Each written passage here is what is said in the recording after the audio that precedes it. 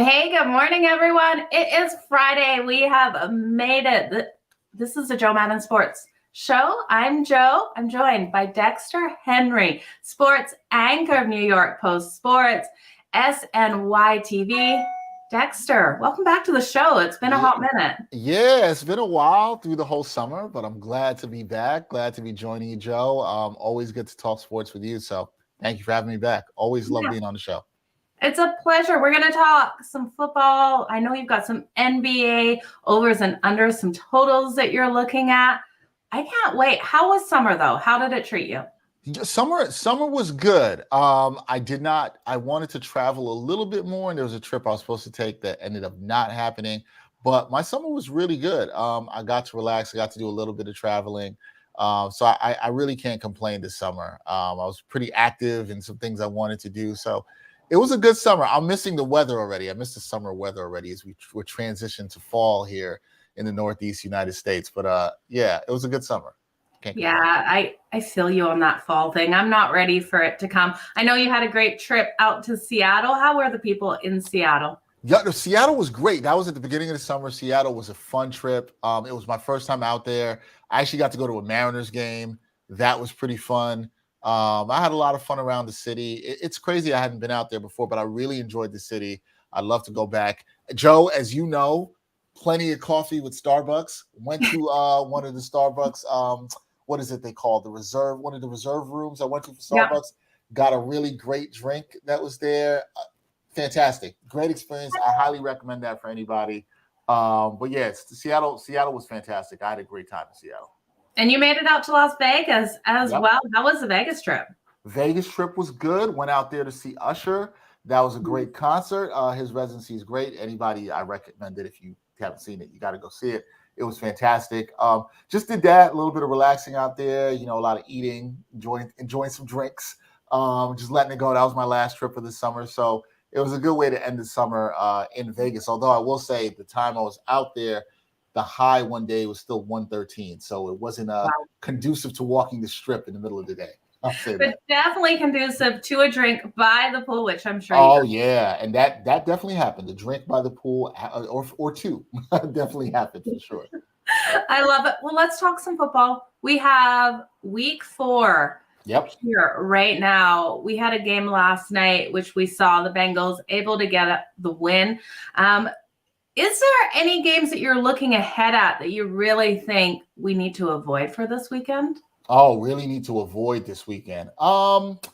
Looked at a few. One of the ones that I'm really sort of iffy on is the Broncos at the Raiders, right? And this is a really interesting one for me because the Broncos, for me, in the AFC West, they have not looked impressive at all. Their offense has been really troublesome and worrisome. You saw last week how they were able to win against the 49ers on Sunday Night Football. Russell Wilson looked good for one drive. Their defense has been very impressive, but I'm not impressed with their offense. And the coaching decisions that we've seen from their head coach has left me scratching their head. Now, on the other side, you have the Raiders, who they're 0-3. I don't think anybody really expected that. I think a lot of people thought the AFC West was going to be very competitive, but they're desperate. I thought last week they would be desperate enough to win against Tennessee. They were not able to do that here. They're at home. Last I checked the lines, they were 2.5-point favorites. This is a tough one for me. I'm inclined to say the Raiders get it done because of how suspect the Broncos have been, and maybe you'd like them to cover with those 2.5 points, but I might want to stay away. What I do think is I think the Raiders will put up some points in this one, even against the Broncos, and if they play competent defense, they could win this one. I think what you might want to look at is what that over-under is in that matchup and maybe bang the over there. I don't trust necessarily the Broncos to put up points, but I think the Raiders could get some points this week. I think they'll be motivated. Now, will they win? I don't know, but I like the over there and the over-under for Broncos Raiders. But in terms of the line, I might stay away from that one because it's really tricky. How are the Raiders 0-3? Can they really go 0-4? I'm not putting my money on it. They cost me in week 1 and week 2. I stayed off in week 3, going to stay off this time. I might play some player props in that one. But I know that one game you're looking at is the New York Jets taking on the Pittsburgh Steelers. Now, talks are Zach Wilson will be back. The defense for Pittsburgh is not the same without TJ Watt. Yep. What are your thoughts on this game? Can New York come in and pull off an upset? I think it's a tough spot for quarterback Zach Wilson making his first start of the season. coming in against Pittsburgh's defense, which, as you mentioned, does not have TJ Watt, but still a very solid defense. They've been in a lot of ugly and close games this year, despite their last game the previous Thursday against Cleveland, which they didn't look great. And it was a close game, 14-13 for most of the third quarter until Cleveland broke it open in the fourth to win. Now, what I find interesting about this game, Joe, is both offenses not good at all. These are two offenses that struggle. If you look at the Jets' numbers, you'll see that they've thrown the ball a lot. They were in that high-scoring affair with the Cleveland Browns, who beat the Steelers, but they beat them in a comeback victory in week 2. You say that, okay, the Jets have thrown the ball a lot, but the Jets have also turned the ball over a lot. They have 7 turnovers on the year. The Steelers, they only have 3 right now. The thing that the key numbers to look at here is Pittsburgh, they're 15-9 against the spread under Mike Tomlin after a loss where they've had extra time to prepare. So if they took the loss on Thursday night, they're getting those 10 days to prepare. They're usually good at that. The Jets, they're 2-5 against the spread in Zach Wilson in his era when he has a start outside of MetLife Stadium. So the numbers there favor the Steelers. I think the Steelers defense is better than what the Jets is. The Jets also have a very banged up offensive line, a lot of injuries to that offensive line. The Steelers offensive line hasn't been great, but I think they're at home. I have a feeling they'll be able to run the ball pretty well. I would look at some Najee Harris props in this game as well. I do not love Mitch Trubisky. I know a lot of the Steelers fans are calling for Kenny Pickett. I don't know. I don't think that's going to happen unless he struggles really badly in the first half that Tomlin would make the switch. But I like the Steelers at home in this one. I think the Steelers usually respond well, as I said, after a loss with time to prepare for Tomlin. They haven't looked great offensively, but I think their defense is going to wreak havoc against Zach Wilson in his first game, playing behind a really banged up offensive line. So give me the Steelers to cover the 3.5 points in this one. Yeah, Mike Tomlin off that loss is scary to face in that next game. What is the overall feeling in New York for Zach Wilson versus Joe Flacco? Is he getting the support? Do you think?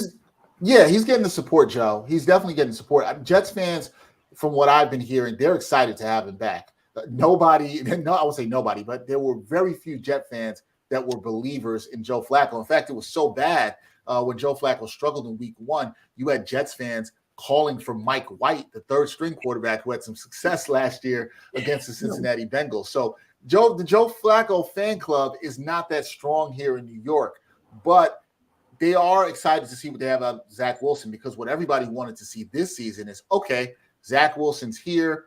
He's got some weapons around him now. Can we see what he can do with this offense? Still doesn't have much of an offensive line, as I mentioned before, because of the injuries. But the mood is sort of wait and see. I think a lot of Jets fans look at this as an opportunity against the Steelers, a team who's not looked that great offensively. Yeah. It could be a winnable game. However, the Jets never play well in Pittsburgh. And like I said, don't sleep on that Pittsburgh defense. It's still a good defense even without TJ Watt.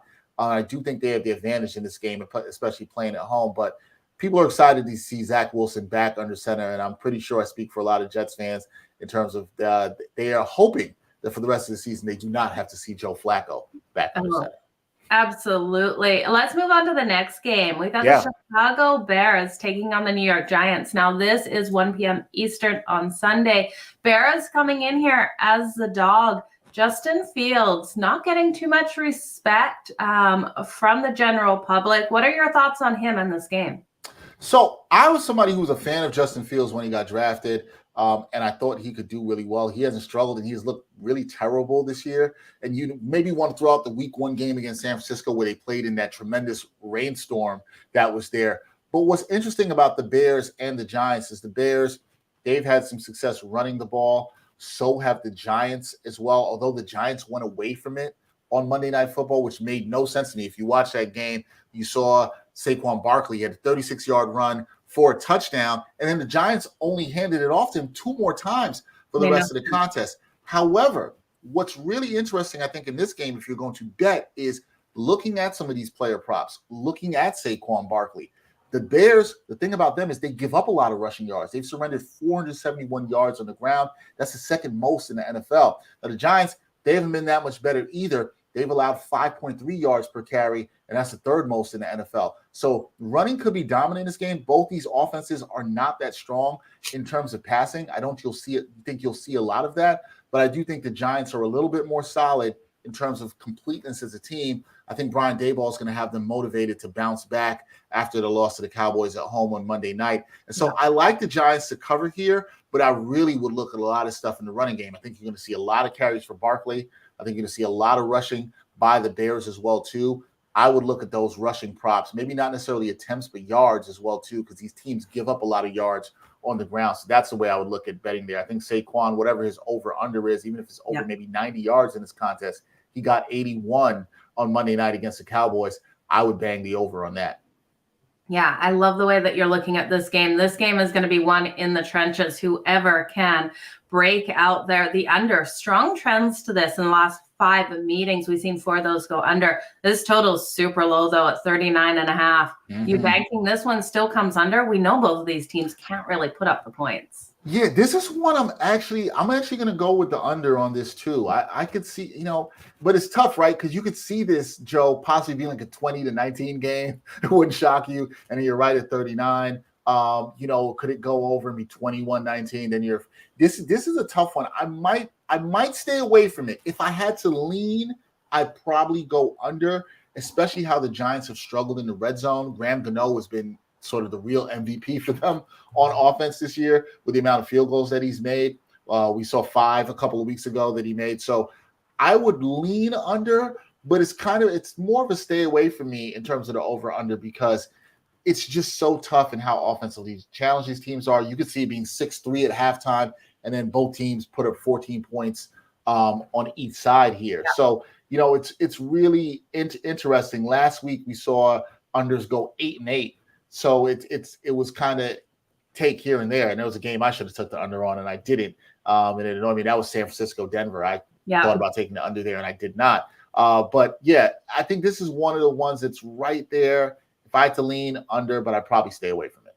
I love what you said, though. Looking at that first half under, we've seen those be money this season so far. These teams coming out of the gate, hitting nicely to those under. Same in baseball. I was frustrated in baseball last night watching the Giants game. That one looked like we were going to stay under the total. And then the Rockies able to get the runs in the top of the ninth. I hate betting unders, Dexter. I'm going to tell you. Oh, you do? Okay. Okay, no, I love it when I'm not watching a game. When I'm watching a game and I am rooting against that team to hit or for plays to happen, I hate it. I feel like the evil person sitting in the corner just hoping for bad things to happen. Yeah, no, I totally understand how you feel, on that. And sometimes it's tough because you'll figure out 2 teams that are really offensively challenged, like we're talking about here with the Bears and Giants, and then they play each other. And I think what you have to be wary of in this game, or maybe why I'm leaning more to the stay away, is that I also mentioned I think you'll see a lot of these teams rack up yards on the ground, because that's what the numbers have shown us through the first 3 weeks. And I know that's a small sample size, but the Giants giving up 5.3 yards per carry, the Bears giving up 471 yards total, second most in the NFL. That's a cause of concern, because both of these teams run on each other, and then we see a 27-34 game with 6 touchdowns on the ground. Possible. You can see that as well too. So, I think it just depends on are they able to break long runs and what they can do in the end zone. So you might see it more done with, the red zone, not the end zone, but you might see it more done with the run than it is with the pass. I think this game definitely trends that well, particularly with the struggles we've seen from Justin Fields and Daniel Jones. I think the running backs could definitely shine bright here in this one, but we'll see. I'd stay away from that under. I think this is one. I think Vegas has this line right at what you think it should be, and those are the ones where it's really scary, where you're like, I don't know if I should touch it. I say stay away.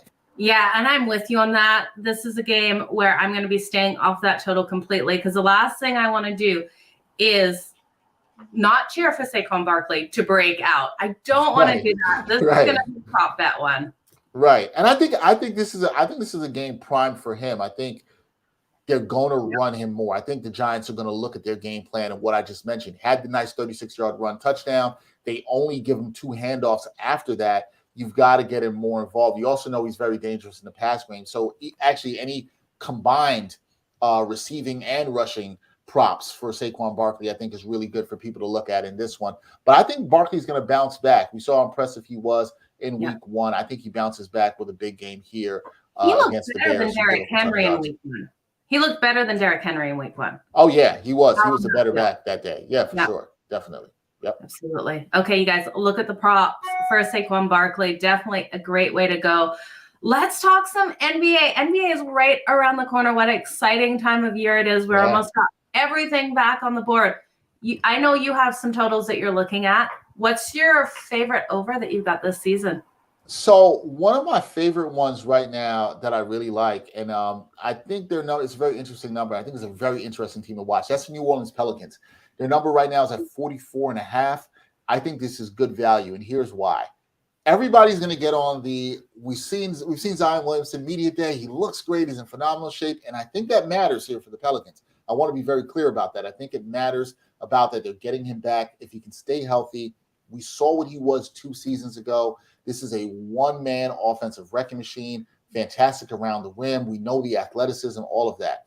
But what I think matters for this Pelicans team is they've now have some continuity and things that they've built on from the playoffs last year. CJ McCollum's now in. He just signed the extension. They've got guys who got some playoff experience, young guys like Herb Jones, Jose Alvarado. Brandon Ingram played well in the playoffs for them in their first-round series, lost to Phoenix. And if you look at how they played without Zion, when they had CJ McCollum come on board with Brandon Ingram, they played at about a 44-win pace, including the playoffs. I believe they were 15-13. So they're at that pace, and I think they could even be better than that because I would say Zion Williamson, if he's healthy, he probably should give you about 3-4 extra wins. So with that being said, the numbers are 44.5. I like them to go over that because I think the Zion factor, if healthy, can do that. So I think that's a really good bet for you. I know over-unders don't necessarily pay out that well or pay that much, but look, if you put a couple dollars down in there, I think that's a really good one. I think that's a team that you can see anywhere between 6th and 8th in the West, which is going to be tough. And I think they could get 46, 47, possibly even 48 wins. I like the Pelicans for the over there. That's a team I'm really keeping my eye on in terms of the over. Okay, so Pelicans over 44.5. Who's your favorite under for the season? I'll tell you one of my favorite unders. I mentioned them while talking to the Pelicans. That's the Phoenix Suns. Here's why. Yeah, the Phoenix Suns, I know they were fantastic last year, 64 wins. They've been good the last couple of years. We're in the finals 2 years ago. But the Suns, I'm a little bit concerned about them. There's some disarray around them. The way they lost in the second round to Dallas in that Game 7, getting blown out. Then the whole DeAndre Ayton saga, everything that's been going on with Robert Sarver in the team. Jay Crowder has requested to be traded and is not showing up for training camp. I'm a little worried about that team and what they can do. They still have the talent. Also, Chris Paul's getting older. Chris Paul's one of my favorite players of all time, but he did not look good towards the last part of that second round series against the Mavericks in the playoffs, and we saw how New Orleans was able to pressure him. So now do they have the help if Chris Paul is not able to get it done? If Chris Paul, God forbid, gets hurt? This is a team that has had a lot of continuity, and there has been pretty much a good culture. And also, let's not even forget to add, DeAndre Ayton and Monty Williams haven't really spoken at all. So there's a lot around that team. I don't think they go as hard this year in the regular season. Cam Johnson's going to be a younger player in the starting lineup. Could they be better if some players take the next step, like Cam Johnson, like Mikal Bridges? Sure. But you know what? 53, I think, is a little bit of a high number. I could see them more around the 49, 50 win mark. I see them a little bit below, and I think they're going to play things cautiously, particularly with Chris Paul, and rest him more this season because he is 37 years old and he's getting older. I know he's a point guard, but he is getting older and he has been showing some of his age. So give me the Suns under 53 wins. I want to bang that one there. I think they're primed to still be a really good team, still be a contender, but I don't think they get over 53 wins this year. I can hear Suns fans' hearts breaking as you speak right now, Dexter, but you make some very good points there. I want to thank you so much for joining me here on the Joe Madden Sports Show. Can you tell everyone where to find you on socials as well as your shows? Yeah, everybody can follow me at DHenryTV on socials, on Instagram, TikTok, and Twitter. You can follow me there. You can find my work, New York Post Sports YouTube channel or the SNY YouTube channel. Videos are on both of those. We got a lot of great stuff, betting, football, NFL heavy at this time. Joe is going to be joining me hopefully in a couple weeks. We'll talk some NFL on there. So thank you, Joe. Always good to be on, and people can follow me there and watch the great content that we're continuing to make. Yeah, absolutely. A pleasure to have you on here, Dexter. You guys make sure you go give him a follow on all of his platforms, as well as over at New York Post Sports and SNYtv. Thanks, Dexter. It was a pleasure. Thanks, Joe. Appreciate you as always. Yeah.